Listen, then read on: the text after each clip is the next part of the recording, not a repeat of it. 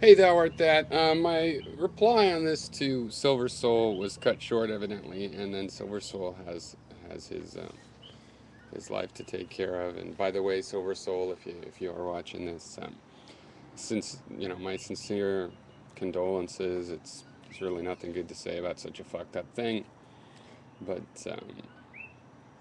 uh, my sympathies and I just hope that you are able to find some enjoyment in the time remaining. I think that's difficult and also really important. Um, so thou art that. My response might be a little bit confused between you and Silver Soul. At this point, you do have an overlap in your opinion, though. I want to say one thing I've always understood about you is, whereas Gary just could easily say, "Oh, you're a phantasmagorical." I understand that you are from the poetic side of philosophy. That's the way I understand it. The language you use, which are actually super rational example of someone from that sort of tradition. Um, I see you as empirical. You said that in your video that I'm responding to, and I've always seen that to be the case. So I'm going to answer a few things, and again, they come a little bit more directly from Silver Soul's reply. Feel free to draw a distinction of things you don't believe if I make a characterization. That might be of Silver Soul. The first thing he had said was he complained a little bit about my broad definition of physics and called it a hegemony. Um, and also said or implied, he said, that I had too strong of an attachment to the categories, that just everything being physics doesn't mean it couldn't be something else. That I deny. I know categories are just human constructs. And of course, it could be another category as well, including an all inclusive category. Like, for example, I believe everything is philosophy for humans, everything is philosophy. And furthermore, insofar as materialism comes from natural philosophy, which is just a subset of philosophy, that somehow philosophy could even be a bigger subset from one perspective. But it doesn't change the fact of the matter that the scope of materialism, within the theory of materialism, is indeed everything, and everything is physical. And it does not make it a trivial definition, precisely because we still have the specter of belief in non physical and belief in that abstractions are nothing, and that our minds are somehow operating in the void, or are the void, or we don't exist, or it doesn't exist. Um, but one of the things that continually creates problems in this is this idea that language itself is non-physical. Silver Soul used this as an example of, the air coming out of his mouth and it's making sounds, but forming that into words is somehow non-physical.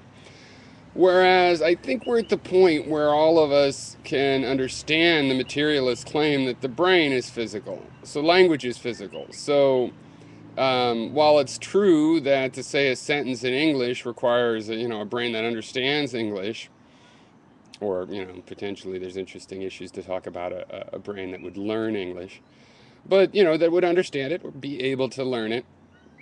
Um, that this is somehow you know beyond the physics of the pressure waves, but what that overlooks is that the brain is material. So it's something about the construction of the brain, the configuration of the brain, that does explain why it takes a certain set of pressure waves and deduce a word and lend the word an atomic nature.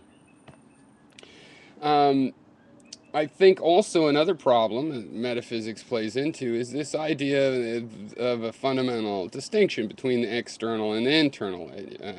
Silver Soul said that physics is about the external. But again, that is a false distinction. The internal is also physical. And really, this is where we get into the semantics of the word metaphysics. There's really two general issues with a word when you're trying to figure out, what definition to choose, what direction to go with the definitions and the possible and historic definitions. I by no means always insist on an etymological approach. The phrase begs the question. That to me is defined by use. It means requires a further question because that's how people use it. It used to mean circular reasoning, but people use it a different way. But when you want to define words by use, you have to ask, well, what interval of time are you talking about? Just the use of it in a particular question? Well, yeah, to a certain degree, the word means what the person meant for it to mean. But on the other hand, when there are terms that are used more than once, it's not just the novel use in one sentence that you're concerned with. If it's a political term, you're going to care about decades and so on and so forth. So in the case of a word like metaphysics, this is a debate, this word metaphysics, going on for thousands of years. Now, granted, use of metaphysics as the axioms of your physics is an ancient thousands of year old use as well. But the problem with that is people using it in that way actually believed in a priori truths. So they were in fact saying that these things could not be tested physically. So the first thing is, what use is the term? What use is the extension of the term? The things it refers to? Are there other cleaner definitions, cleaner words with better definitions that could be used in its place? And metaphysics is a word that's been translated to many, many languages. This debate goes on in many different languages, between the languages. Words like this actually even transcend individual natural languages.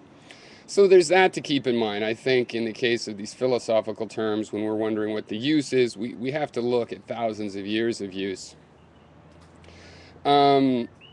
Then the other side of this term is the framing, and this is really what I object to in preserving this word. It's like a word like knowledge.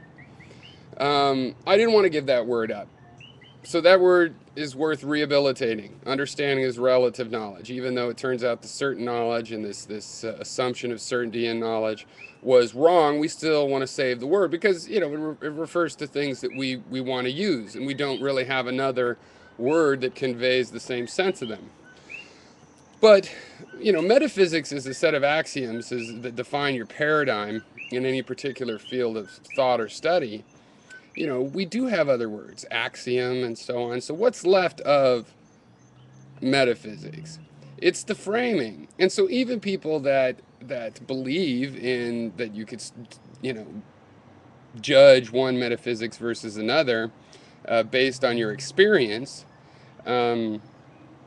always fall back into these distinctions of the external and internal, where the internal world of the mind is somehow not material, even though we know it's made of material. Somehow we're insisting that we see it differently. We're insisting on this distinction between all that is and all that isn't. And this is a key place that I disagree with you. The idea that us being one requires there's another, and I don't believe that. I believe there are unifying concepts.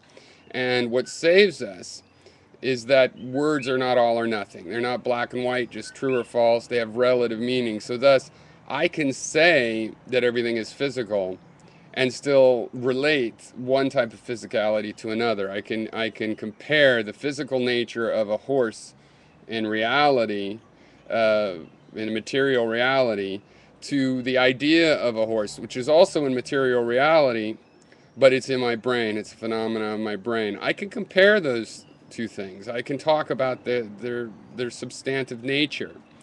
And so my real objection to rehabilitating the word metaphysics is that it brings in a framing, a bunch of ideas.